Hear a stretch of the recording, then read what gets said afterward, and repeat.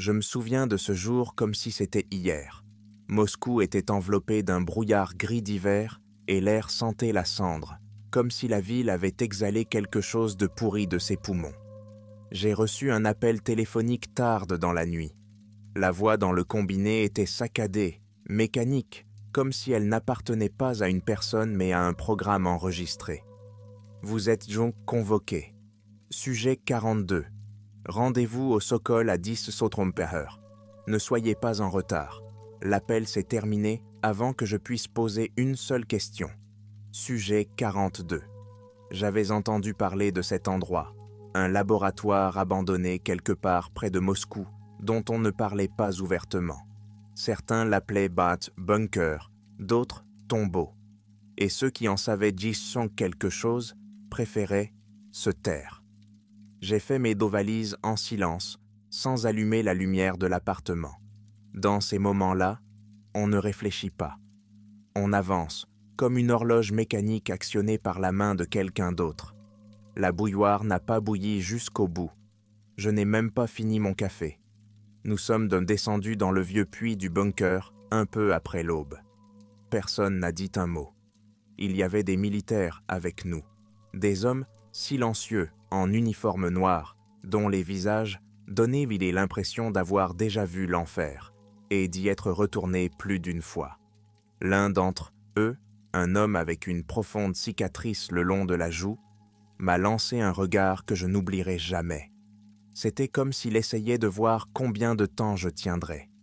Le laboratoire nous a accueillis dans le froid. Pas comme le froid extérieur, c'était autre chose. L'air était vicié, il sentait le fer et la moisissure. Les lampes des couloirs clignotaient, projetant des ombres déformées sur les murs fissurés. Elles semblaient avoir une vie propre. « Par ici », dit l'un des soldats en nous guidant dans un couloir étroit. J'essayais de ne pas regarder les taches possudies sur le sol et les murs. Elles me ressemblaient trop à du sang. Nous sommes entrés dans ce qui avait été le hall central du laboratoire. De hauts faux plafonds menaient à l'obscurité, et au centre de la pièce se trouvait quelque chose. Un dispositif qui ressemblait à une antenne ou à la colonne vertébrale d'une créature inconnue. Je ne saurais le décrire, mais on aurait dit qu'il sortait du sol. Le métal dont il était fait était lisse et froid, mais à la lumière des lanternes, il me semblait que des ombres glissaient sur sa surface. Le vieux professeur que nous avions amené avec nous s'avança, serrant contre sa poitrine une planchette à pince sur laquelle figuraient mortes quelques notes. « C'est ici », a-t-il expiré, comme s'il avait rencontré un dieu ancien. « C'est la source. »« La source de quoi ?» demandai-je, mais ma voix se perdit dans un croassement. Il n'a pas répondu. Au lieu de cela, il a allumé le magnétophone et la pièce s'est remplie de sons. Je ne peux pas expliquer ce que c'était. Au début, j'ai cru que ce n'était que de la statique, le sifflement de vieux haut-parleurs. Puis je l'ai entendu, une prière, un murmure étouffé qui s'exprimait dans une langue que je ne connaissais pas. Les mots ont pénétré profondément dans ma conscience, se sont noués à l'arrière de ma tête et ont compressé mon crâne de l'intérieur. « Éteignez-le » cria l'un des soldats, mais le professeur n'écouta pas. « C'est la clé » marmonna-t-il, les yeux brûlants de folie. « C'est un appel de l'au-delà. » J'ai vu les soldats se regarder les uns les autres. Quelqu'un s'est levé et a arraché le magnétophone des mains du vieil homme. La bande s'est coupée, mais le son ne s'est pas arrêté. Il a continué autour de nous, non, pas autour de nous, mais sous nos pieds. Le sol sous nos pieds s'est mis à trembler. La vibration était à peine perceptible, mais elle augmentait, et j'ai cru sentir quelque chose s'éveiller sous le sol. « Sortez les hommes d'ici !» cria le commandant militaire. « Vite !» Mais nous n'avons pas eu le temps. Le sol a tremblé, comme si quelque chose d'énorme et d'affamé respirait dans ses profondeurs. Ce n'était pas seulement une vibration, c'était un rythme. Il a traversé mes bottes, le béton, jusqu'à mes os. Et avec ce rythme, le son qui ressemblait à une prière s'est amplifié. Je suis resté figé au milieu de la salle, tandis que les autres se précipitaient, vers la sortie. Le professeur s'est effondré à genoux devant ce que j'appelais maintenant le monstre de métal. Ses mains tremblaient et son regard était fixé sur le plafond qui disparaissait dans l'obscurité. C'était comme s'il avait vu quelque chose qui était caché aux autres. Mon cœur battait dans ma poitrine, mais mes jambes n'obéissaient pas. J'entendais aussi l'appel. Il était plus clair, plus net. Je ne comprenais pas les mots, mais ils poussaient dans mon cerveau comme des mauvaises herbes. Je pouvais les sentir. Un grondement s'est fait entendre quelque part, au loin. Les murs ont tremblé et des morceaux de plâtre sont tombés du plafond.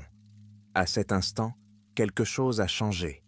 L'air est devenu lourd, impossible à respirer. Il m'a semblé que toute la pièce était remplie d'une présence, une présence inhumaine qui me pressait la poitrine. Puis j'ai entendu un grincement. Il était profond et long, comme une clé géante que l'on tourne dans une serrure de la taille du monde. Les lanternes clignotèrent à nouveau, et pendant une seconde, je les vis, les ombres. Elles étaient grandes et minces, anormalement allongées. Elles se déplaçaient à la limite de la lumière, mais lorsque j'essayais de concentrer mon regard, elles disparaissaient. Seul le raclement de leurs pas, humide et glissant, subsistait. J'ai serré les dents, essayant de réprimer un frisson, mais tout en moi criait « Cours !» Je me suis levé d'un bond et j'ai couru vers la sortie. Le couloir m'accueillit dans le froid et le silence. Les bruits de pas derrière moi étaient étouffés, comme s'ils étaient étouffés par l'obscurité elle-même. Je ne me suis pas retourné. L'instinct me disait de ne pas les voir complètement. La porte devant moi semblait fermée à clé. J'ai tiré sur la poignée. J'ai tapé du poing jusqu'à ce que mes doigts s'engourdissent. Mais la porte n'a pas bougé. À ce moment-là, le son provenant de derrière le mur est devenu plus clair. La prière venait du fond, de quelque part, en bas. Et ce n'était plus seulement une voix. Elle avait soif. Le métal de la porte a commencé à grincer. J'ai reculé d'un coup, sentant une sueur froide m'envahir. Il y avait un nouveau son derrière moi, une respiration basse et rythmée. Ce n'était pas humain. Mes genoux se sont dérobés.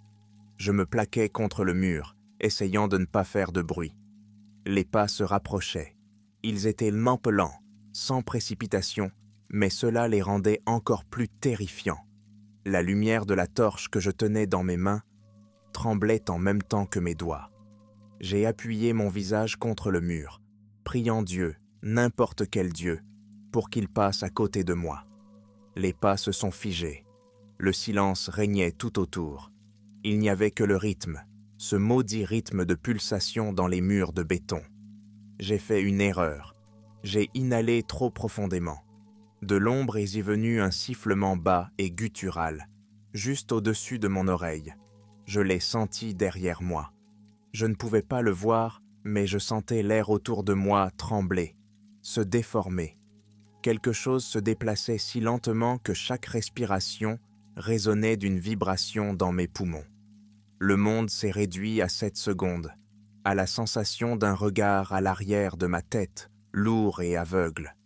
J'ai fermé les yeux et j'ai commencé à compter. 1, 2, 3. Les pas ont commencé à s'éloigner. Je ne sais pas combien de temps je suis resté là sans bouger. Quand j'ai ouvert les yeux, la lumière dans le couloir était la même, faible et inégale. Je n'étais pas sûr que tout cela soit réel. Puis j'ai remarqué des traces de pas. Il y avait des taches sombres sur le sol, à l'endroit où je me tenais il y a quelques minutes. On aurait dit des traces de pas allongées et osseuses qui disparaissaient dans l'obscurité. Je me suis efforcé de m'éloigner du mur où je me tenais depuis tout ce temps, en essayant de rassembler les restes de mon esprit. Les empreintes de pas sur le sol étaient toujours là, comme preuve que cela se passait dans la vraie vie. Les empreintes noires semblaient humides, et je pouvais voir que le béton s'effritait par endroits, comme s'il avait été exposé à un acide étranger. J'ai avancé sans allumer ma torche. La lumière me semblait dangereuse maintenant. Elle me trahissait comme une souris dans la gueule d'un serpent. Le couloir était étroit, et ses murs semblaient rétrécir à chaque pas. De la moisissure recouvrait les joints entre les carreaux, et l'odeur. Mon Dieu, cette odeur. On aurait dit de la viande en décomposition mélangée à du fer brûlé. À chaque intersection, je voyais quelque chose que je ne voulais pas voir, des empreintes de pas. Elles s'enfonçaient plus profondément, là où l'air était trop lourd et l'obscurité trop épaisse. Il y avait un bruissement sourd au coin de la rue, comme si quelqu'un se déplaçait à quatre pattes, traînant quelque chose de lourd derrière lui. J'ai trouvé la deuxième porte à l'arrière du complexe, une porte métallique massive, recouverte des mêmes symboles que l'appareil du hall central. Ils pulsaient d'une faible lumière, comme s'ils avaient une vie propre. Quelqu'un les a gravés dans le métal avec une telle force que les empreintes sont profondes de plusieurs centimètres. Mais le plus effrayant, ce sont les mains laissées à la surface, des empreintes de mains humaines, des centaines d'entre elles, pressées dans le métal avec une telle force que leurs doigts ont laissé des empreintes. Des gens qui sont déjà venus ici et qui essaient de sortir. Je pouvais voir les marques d'ongles, les égratignures sanglantes, là où ils avaient griffé en désespoir de cause, s'arrachant les doigts jusqu'à l'os. Je ne pouvais pas détourner le regard. Pour la première fois depuis tout ce temps, j'ai commencé à trembler. Ce n'était pas seulement une porte, c'était un seau. Quelque chose s'y infiltrait. Un liquide noir s'étendait à travers les fissures de la base de la porte. Il était épais comme du goudron et se déplaçait lentement, formant de petites flaques. Je me suis accroupi et j'ai regardé de plus près. En vain. À l'intérieur de la masse noire, quelque chose bougeait. C'était comme si des millions de petites créatures s'y agitaient, essayant de sortir. J'ai cru entendre leurs voix, fines, stridentes. Elles appelaient mon nom. Je me suis retourné et j'ai continué à avancer dans le couloir, presque en courant. Ma respiration était saccadée et mon cœur battait la chamade dans ma poitrine, comme s'il voulait exploser. Je ne savais pas ce qu'il y avait derrière cette porte, mais une idée me trottait dans la tête comme une écharde. Elle s'ouvrait. Je tombais bientôt dans une vieille salle d'archives. Des classeurs sont posés sur le sol. Les pages étaient une laine jaunie, recouverte de couches de poussière et de quelque chose d'autre. J'ai pris une feuille et j'ai passé mon doigt dessus. Elle était collante. À la lumière de la lanterne, j'ai vu que c'était du sang, du vieux sang sec qui avait traversé le papier. Les pages portaient des dates, 1957, 1962, 1986. Elle les portait sur tout le mot « expérience » en guise de titre. Les détails des documents avaient été grattés, mais on pouvait encore distinguer quelques lignes, transition instable, objet retourné, incompatible avec la vie. Signal activé, porte ouverte, expérience arrêtée. J'ai continué à lire, feuilletant les 10 rapports avec des mains tremblantes. L'un d'entre eux m'a glacé le sang. Échantillon numéro 13, tissu humain, adapté à une structure inconnue. Perte totale de conscience. Transformation terminée. Avertissement. Ne pas interagir. Au bas de la page, il y avait une photo. Une photo en noir et blanc. J'ai tout de suite su qu'il ne s'agissait pas d'un être humain. La créature sur la photo avait les contours d'un corps humain, mais sa tête était anormalement allongée. Sa peau était craquelée et ses yeux étaient gaunés des trous noirs. Je ne pouvais pas dire si elle respirait ou non, mais elle me fixait à travers le papier. J'ai jeté le rapport par terre et j'ai reculé. Je n'ai pas remarqué le silence qui régnait dans les archives. Les sons de la prière avaient comme disparu. Même le tremblement du sol s'était calmé. Seule ma respiration rompait le silence du cimetière. Et puis, j'ai entendu un murmure. Pas une prière, pas des mots, mais quelque chose d'entièrement différent. Il résonnait dans un coin de la pièce, derrière une pile d'étagères. Je n'aurais pas dû m'en approcher. Je le savais. Mais mon corps bougeait tout seul, comme une marionnette sur des ficelles.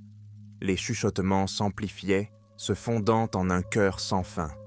J'ai contourné l'étagère et je l'ai vue. Une femme, ou ce qui avait été une femme. Elle était assise par terre, adossée au mur, la tête penchée sur le côté. La peau de son visage était tendue autour de son crâne, si tendue que je pouvais voir la forme de sa mâchoire en dessous. Du goudron noir s'échappait de ses orbites, coulait le long de ses joues et goûtait sur le sol. Mais elle souriait.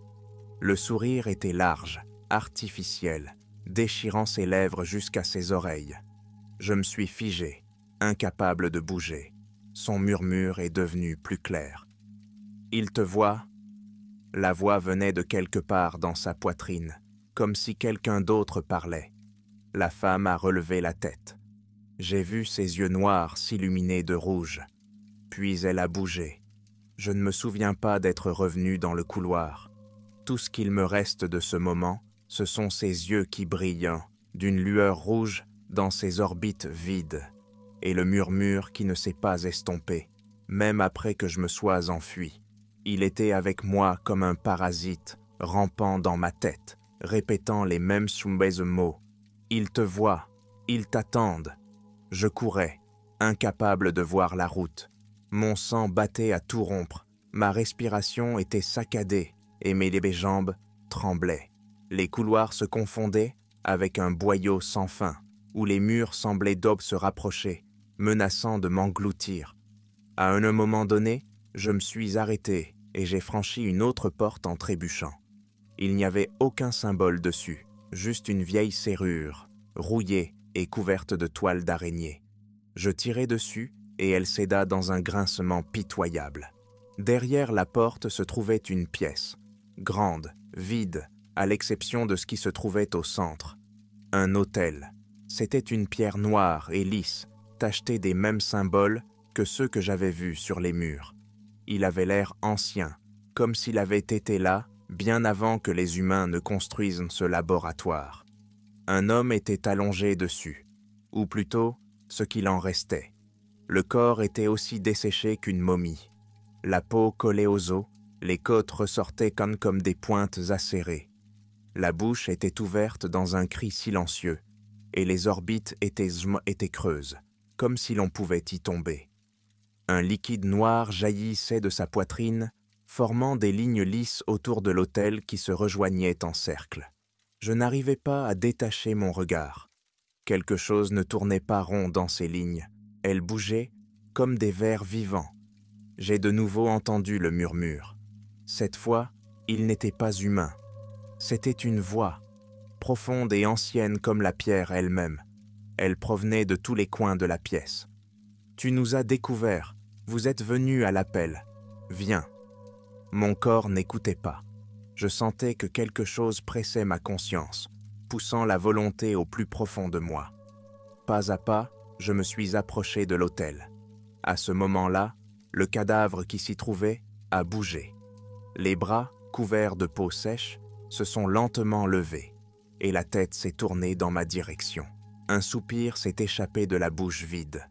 Les yeux du mort s'illuminèrent d'une faible lumière, et j'entendis des mots prononcés d'une voix étrangère. « Ne les réveillez pas, n'ouvrez pas les portes. » Mon corps s'est affaissé, et les ténèbres autour de moi se sont animées. Des ombres ont émergé des coins de la pièce. Elles étaient grandes, minces, avec des membres allongés et des têtes de mort. Leurs mouvements étaient donc saccadés, peu naturels, comme si elles n'étaient sans au pas de notre monde. À mesure qu'elles s'approchaient, je voyais leurs visages, lisses comme des masques de cire, sans yeux, mais elles me voyaient. La première créature s'élança sur moi et je réussis à m'écarter d'un bond. Ses griffes ont frappé le sol, laissant de profondes égratignures. J'ai saisi une barre métallique qui traînait près de la porte et j'ai frappé. Elle n'a pas fait de bruit, s'est figée, puis a avancé comme si de rien n'était. La deuxième créature est arrivée derrière moi. Je me suis retourné et j'ai vu sa main se tendre lentement vers moi. Les doigts étaient longs, trop fins, et des griffes noires poussaient à leur extrémité. J'ai crié. Je ne sais pas comment, mais j'ai couru hors de la pièce en claquant la porte derrière moi. Les ombres n'ont pas suivi, mais je pouvais entendre leurs pas. Un bruit de raclement sec et cassant. Le couloir était différent maintenant. Les murs respiraient, comme s'ils étaient d'Amvundi vivants, et les symboles qui y figuraient brillaient d'une lueur rouge. La prière retentit à nouveau, mais ces mots étaient aussi clairs que les coups d'une cloche. Je m'en rendis compte trop tard. Le portail était ouvert. Le hall central m'attendait à nouveau. Mais l'appareil qui s'y trouvait avait changé. Le métal était recouvert d'une pellicule noire, semblable aux marques que j'avais vues de plus tôt. Des tentacules de ténèbres s'en échappaient, s'enfonçant dans le sol. L'air autour d'eux tremblait. Leur voix était omniprésente. Je ne les voyais pas, mais je les sentais. Ils étaient venus. Je tombais à genoux, incapable de respirer. Les ténèbres se sont épaissies autour de moi. La dernière chose que j'ai vue, c'est une déchirure, un trou noir au centre de l'appareil, d'où quelque chose me regardait. Pas des yeux, pas un visage, c'était la faim, sans fin et dévorante. Vous nous avez ouverts. Les ténèbres ne m'ont pas seulement entouré, elles m'ont absorbé. L'air a disparu, et j'ai senti un froid anormal envelopper ma peau, pénétrer mes poumons. Je n'ai pas vu de lumière. Seule la déchirure, le trou béant au centre de l'appareil, continuait d'exister, pulsant comme un cœur vivant. Quelque chose commença à en sortir. Je ne pouvais pas en distinguer la forme, mais je pouvais voir une ombre suintée du vide, épaisse et palpable, comme la fumée d'un charbon brûlant. Elle s'écoulait sur le sol, se tortillant comme des centaines de serpents noirs. Le bourdonnement qui avait commencé comme un simple chuchotement était maintenant un rugissement. Il a pénétré mon cerveau, faisant vibrer mes os. Je sentais mon nez saigner, mais je ne pouvais même pas l'essuyer. Mon corps refusait d'obéir. « Tu nous as ouverts, nous avons faim !» Ces mots résonnaient de partout et nulle part, se répercutant sur les murs. Mais le pire était à venir. Je les ai entendus. Des bruits de pas. Ils étaient partout maintenant. Lents, inexorables, comme des coups de tonnerre dans le désert. J'ai levé les yeux et je les ai vus. Des ombres sortant du trou noir. Elles étaient nombreuses. Trop nombreuses. Les créatures étaient grandes et anormalement minces. Leurs membres ne se pliaient pas comme ils auraient dû, et leurs têtes, allongées, sans yeux, se tournaient dans ma direction avec un craquement semblable à celui de poupées cassées. Ils ne marchaient pas, ils rampaient. Un liquide noir s'écoulait de leurs pieds et de leurs mains, laissant derrière lui des empreintes qui grésillaient sur le béton. Ils m'ont vu, je le sentais. Leurs visages sans yeux m'étudiaient comme un prédateur étudie sa proie. « S'il vous plaît », murmurai-je à voix basse, sans savoir à qui je m'adressais. À Dieu, à ces créatures, elles se sont rapprochées. L'une d'elles tendit une main, longue, osseuse, avec des griffes qui ressemblaient plutôt à des éclats de verre noir. Ses doigts ont traversé l'air jusqu'à ma joue. J'ai ressenti une froideur si intense que j'ai eu l'impression que ma peau se craquelait. « Ne te défends pas. Deviens une partie de nous. » Les mots résonnaient dans ma tête, comme s'ils parlaient de l'intérieur. J'ai hurlé. C'était un cri animal, un cri d'épuisement. Je me suis élancé, presque inconsciente de peur.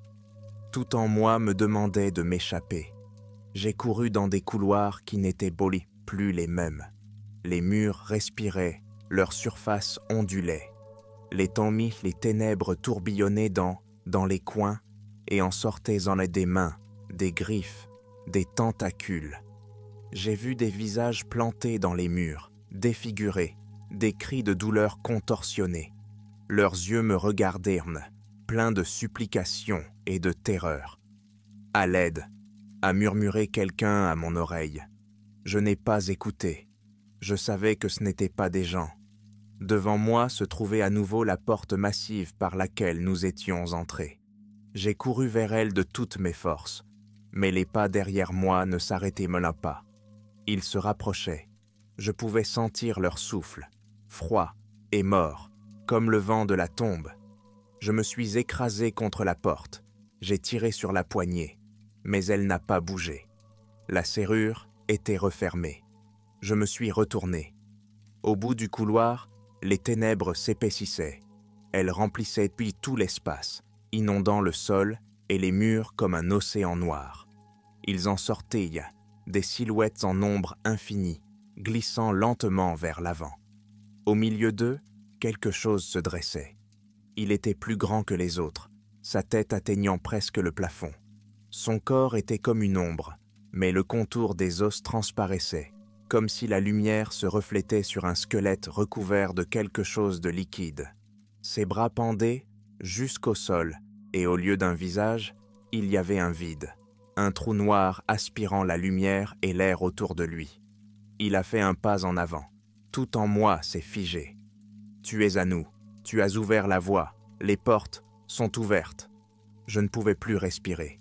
Ma poitrine s'est contractée, comme si les mêmes ténèbres grandissaient en moi. Je ne sais pas comment, mais à cet instant, la serrure a claqué. J'ai ouvert la porte d'un coup sec et j'ai sauté, tombant sur le béton froid. Il y avait encore un bruit derrière moi. Leurs voix, leurs pas, mais je ne regardais plus. Je courais. Le puits, les escaliers, les intersections de béton se confondaient tous en un long couloir vers la sortie. Des vagues explosives de panique m'ont poussé vers l'avant. J'entendais le rugissement derrière moi et le grondement qui déchirait l'air. Tout le bâtiment tremblait. Alors que je courais vers l'extérieur, l'air moscovite m'a transpercé le visage avec un couteau glacé. Je suis tombé à terre et me suis retourné. Des ténèbres s'échappaient de l'entrée du bunker. Elles s'élevaient comme une fumée noire et des silhouettes s'y déplaçaient, allongées, avec des corps brisés. Elles ne sont pas sorties. Elles regardaient. Et puis la porte s'est refermée. Tout est devenu silencieux. Je ne sais pas combien de temps je suis resté allongé dans la neige, essayant de respirer. Ils m'ont trouvé quelques heures plus tard. Des hommes en noir. Ils n'ont posé aucune question. Ils m'ont juste mis dans une voiture et m'ont emmené. Ensuite, ils m'ont enfermé dans une pièce souterraine. Pas de fenêtre, pas d'horloge. Ils m'ont apporté de la nourriture et de l'eau une fois par jour. Pas un mot. Une semaine plus tard, un homme en costume est venu me voir. Son visage était ordinaire, trop ordinaire pour que je m'en souvienne. Il m'a regardé longuement, puis il a dit « Vous avez vu quelque chose que vous n'auriez pas dû voir. Vous avez vu quelque chose que vous n'auriez pas dû voir. » Il a posé un papier devant moi. « Signez-le, vous ne savez rien, vous n'étiez pas dans le complexe 42. » J'ai signé, je n'avais pas le choix. Depuis, je vis comme une ombre. Je sais qu'il me surveille. Je sais que le complexe 42 est toujours ouvert. Et je sais que ceux qui sont là dehors entendent le même appel que celui que j'ai entendu autrefois. Parce qu'ils ont faim et ils attendent.